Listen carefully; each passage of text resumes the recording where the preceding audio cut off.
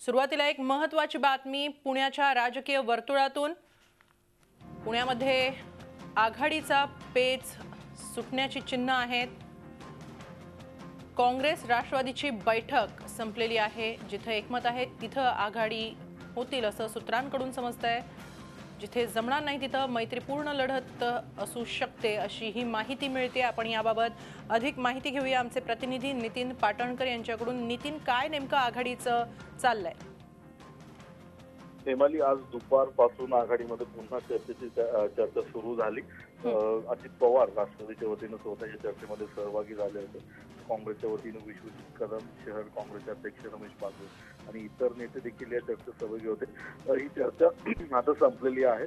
त्यानंतर काँग्रेसचे नेते काँग्रेसची यादी, अंतिम यादीवरती शिक्कामोर्तब करण्यासाठी मुंबईला गेलेले आहेत। तिथे प्रदेशाध्यक्ष अशोक चव्हाण हे काँग्रेसच्या यादीवरती शिक्कामोर्तब करतील। पण काँग्रेस आणि राष्ट्रवादीमधील जी आघाडी आहे ती झाले असं समजतंय।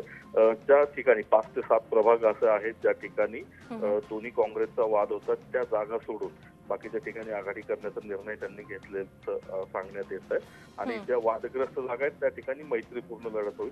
जसं महापौरांचा प्रभाग आहे, त्याचबरोबर माजी सभागृह नेते आहेत सुभाष जगताप, त्यांचा प्रभाग आहे।